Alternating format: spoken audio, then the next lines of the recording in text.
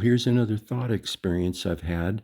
I've heard other people, and I often wonder why right dividers aren't more of a mainstream um, group in Christianity. It's more of a fringe group, which I've mentioned. If you're a right divider, you're in a fringe group. So I asked Grok, just what percentage of the population of religions. And you can read this thing on the top here, pause it, and not have to listen to me, or you can read through here as Grok answers. But I'm going to give you my opinion because it seems that people kind of appreciate an honest answer, something frank and honest. Uh, and so I've had this question. Other people have wondered, hey, this is such a good answer. Is right dividing? Why cannot more people see it? Why do people keep wanting to try to, accomplish something, live by the Ten Commandments? Like, I grew up as a scout. I wanted to there's like a bunch of rules you had to learn as a scout, the scout motto. Then you had to earn all these merit badges to go up, get badges and go from a, Cub Scout to a Boy Scout to an Eagle Scout. So it seems people love to earn things, and it's like an aptitude test is once you become a right divider, you realize, hey, this is a big aptitude test and it's just about learning how to obey instructions. And what a lot of well meaning ministers force on people is that they say, well, what I'm saying is that the instructions have changed. We live in an age of grace right now. Our instructions are different, given to us by Paul the Apostle. The books Romans through Philemon, very easy to understand and read, especially the prison epistles, are the deepest writings that we can comprehend or attempt to comprehend or learn about and relate to. Is Paul's writings from the prison. He's imprisoned and writes some of the most foundational, best instructions for us today. He's not living by the blab and grab method, although he did say we can live with plenty or in want, and that I had to pause there for a second. I had to take care of something. But let's look at this. Major associated groups. Examples are Grace Gospel Fellowship. I'm not sure who that is. Berean Bible Fellowship. I've heard of that. There's one in San Juan Capistrano that I've been to before, and you can watch them on the internet. Berean Bible Society and affiliates. So they report 100 to 150 churches in the United States with some international presence. So there's this, you wonder why there's not more right dividers because it seems to be answering so many questions. Because the worst thing you can do is think to yourself, well, I better finally read the Bible for myself. And you start reading and you get all these instructions to all these other people groups. And then you get to Jesus coming to the earth and you think, wow, this is the best part. This is wonderful. Why can't we live like this today? I've actually had that thought going to Calvary Chapel in this big circus tent they used to have on the edge of Costa Mesa and Santa Ana. I thought to myself, wow, I'd really like to live the gospel out like Christ did in his day. You see a homeless person that, got crutches. You say, hey, I don't have any money to give you. Maybe you give them $1, but you don't want to lie to them. You give them $1 and then you say, well, I have $1, but I got something better for you. Rise up and walk. Well, that doesn't happen anymore. People don't go around. That was to the apostles to become ministers to all the heathens, and God was going to use the Jews to reach all the heathens, and they had to have powers of demonstration of miracles, and they had to be righteously clean to be ministers. So all that stuff didn't work out. They even tried selling all they had and living in communes. There were several communes when I was going to Calvary Chapel in 1973. I remember there were a couple of them, and we actually let some guy spend the night in our house uh, because he was a destitute hobo. And some minister said he needs a place to stay, and they were all full up at the whatever the name of the house was, I can't remember, but Chuck Smith had instituted several of these big old derelict homes, and the people would be required to work inside the homes, of course. And work, there's nothing wrong with working and, you know, sanding down the outside of a house to, to paint it, but, you know, most people were lazy. And I remember one guy in Love Song saying, "Oh, we were supposed to sand the house. The painters are here, and we didn't do our job." So, you know, worshiping God is a wonderful experience. It probably taking care of the outside of a house, it pales in comparison to giving praise to God through singing. But I guess there, you know, there's like Ecclesiastes say, is that where it says there's a time for everything. There's a time to plant. There's a time to eat. There's a time to reap. There's a time to sow. There's a time to, you know, make peace. There's a time to, is this in there? Time to make war and time to make peace. So things change. The gospel for today is belief in God, trusting Him by faith.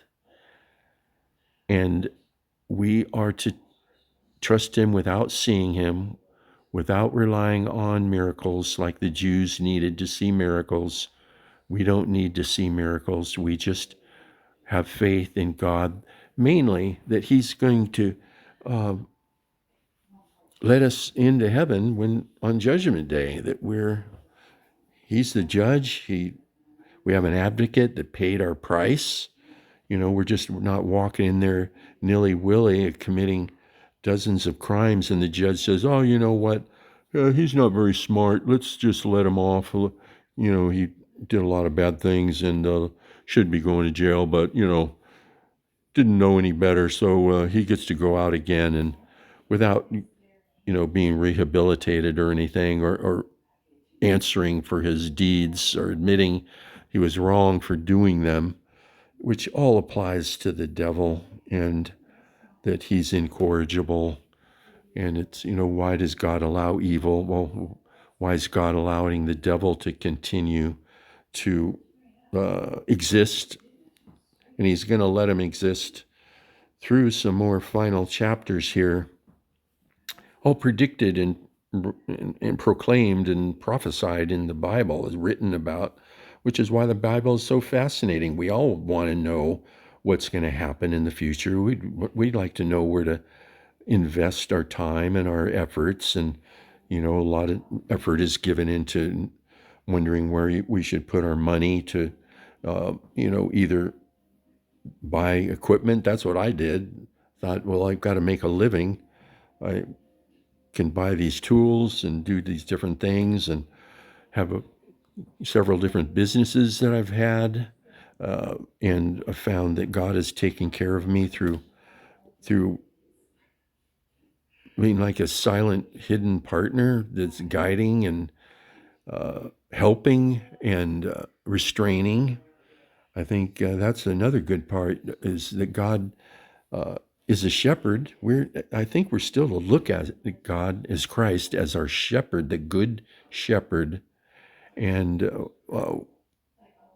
we can experience His. I think Paul writes about it, about the gift of discernment. So I think Paul writes about that we have a gift of discernment. So anyhow, here's the world population right now is about 8.1 billion, and 31% are Christians overall. Right dividers likely in the low tens of thousands worldwide, conservative estimate based on church directories and movement scale. So it makes them statistically negligible. statistically of no importance as percentage of Earth's population on the order of 0.0003% or less. They are a tiny subset of Protestants, often operating independently or in small fellowships rather than large denominations. So the house churches are becoming popular again recently here in the last. Some guys have been pushing the idea of house churches because these big box houses where thousands of people show up and you get steered into, ready for it, Calvinism. If anybody uses the word God is sovereign, I would run. And another thing they use, we believe we live in the age of grace. So why does John MacArthur use the word grace in the title of his church? He was a well-known five-point Calvinist, and his name is Grace Community Church. It's a radio ministry, Grace to You. He believed in all these things, which I totally don't believe in. Total depravity, unconditional election, limited atonement. That means Christ didn't die for everybody.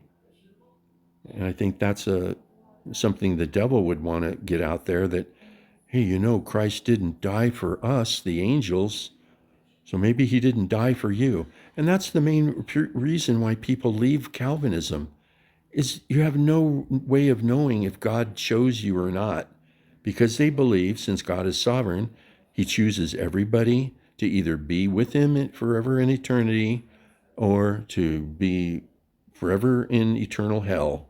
And you don't know until you die. So can you imagine that, God, he calls everybody. They tell you, hey, you got to go tell people, go repent. So repent, and what else? I think it's down here further.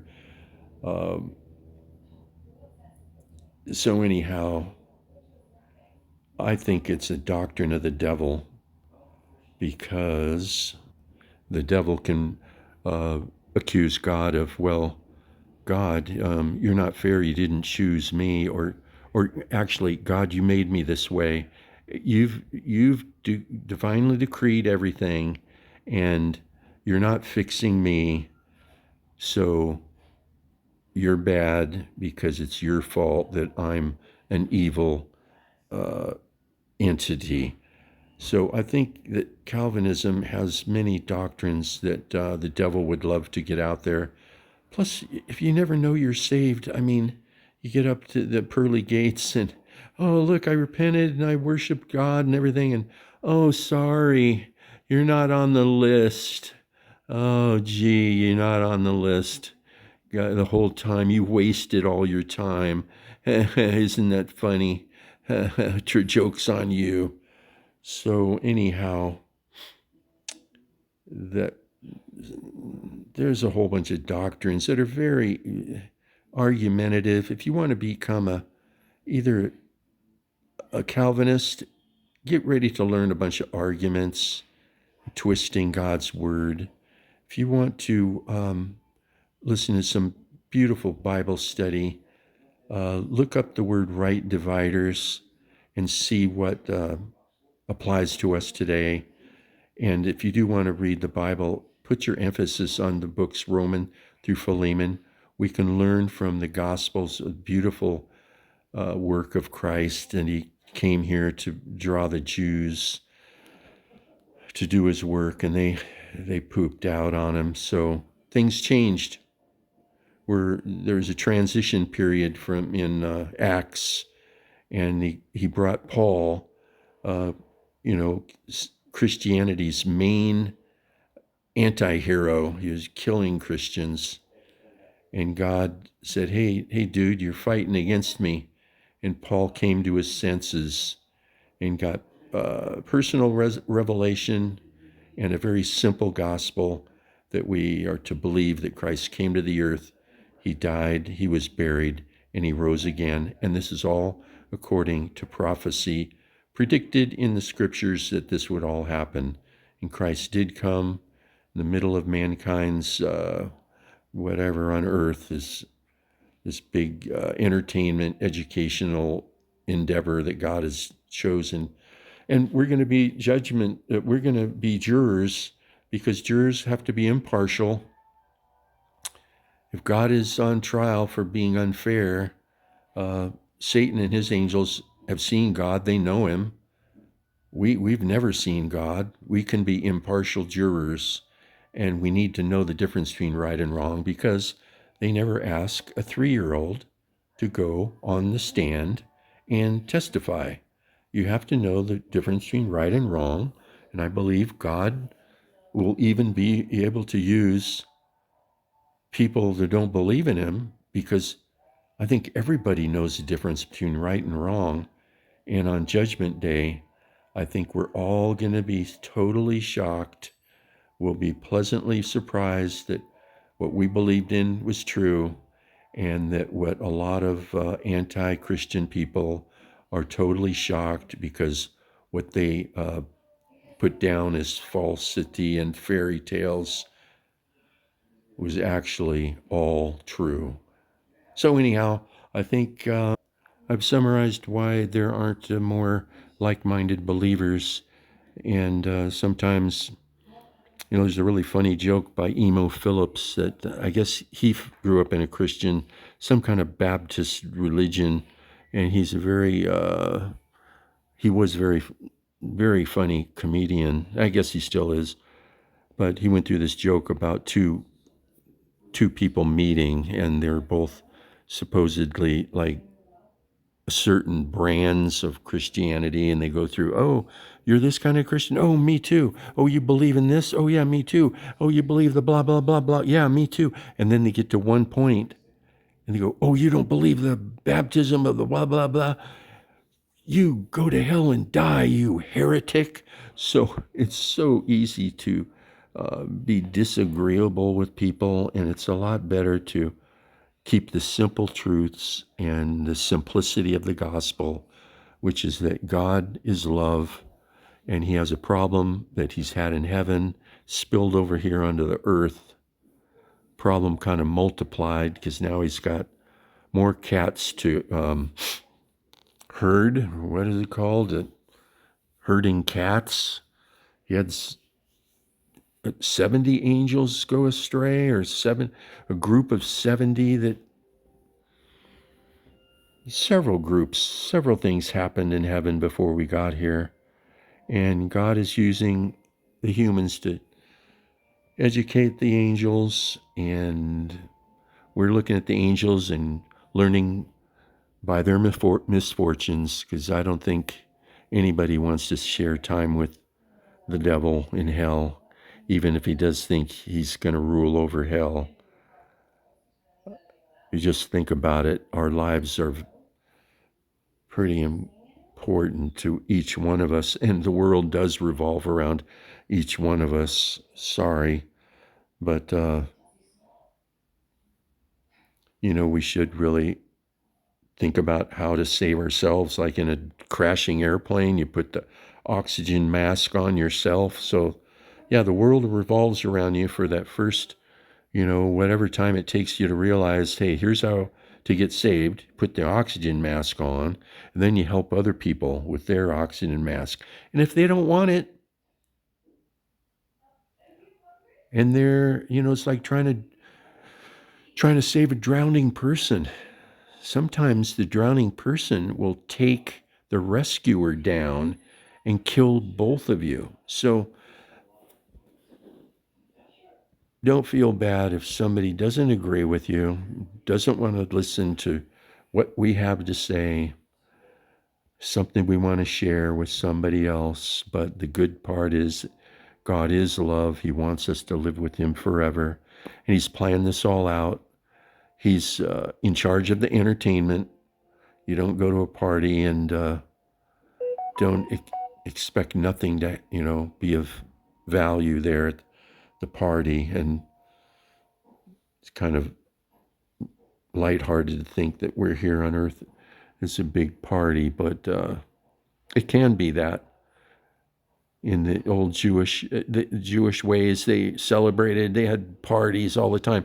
One thing, I used to record a lot of events, and a lot of these Jewish events that I recorded with video cameras were very, very fun and engaging to be around, with unity of the people, and festivities and well wishing and hopeful futures and planning, and challenges to learn and grow and, you know, accomplish something. I don't know what that entails, but to have a relationship with God is probably the main thing why God created us. He wanted to share himself with us without showing off. And if you just look around, you look up at the sky, you look out across the north, south, east, and west, across the plains and the oceans and the mountains, look at the animals and the flora and the fauna, and then you look down into the earth under the oceans, and you look way out into outer space. I mean, the multitude of the universe is just an example of how big God is and the plans he does have for us, and that it won't be boring. And remember, any good story has conflict in it. So any good movie, any good book, a lot of songs, a lot of country songs, you lose your dog, you lose your wife, you lose your pickup truck. And then God restores stuff to you, gives you back what was meant for evil. So anyhow, I think that's it. I'm going to summarize this with AI and put it in the description, so all my meanderings can be shortened down to a very short reading. So anyhow, I hope this helps. Thanks for watching or listening. Actually, for listening, because it's not. I'm a faceless YouTube channel, a proud faceless YouTube channel. So I hope this helps, really honestly.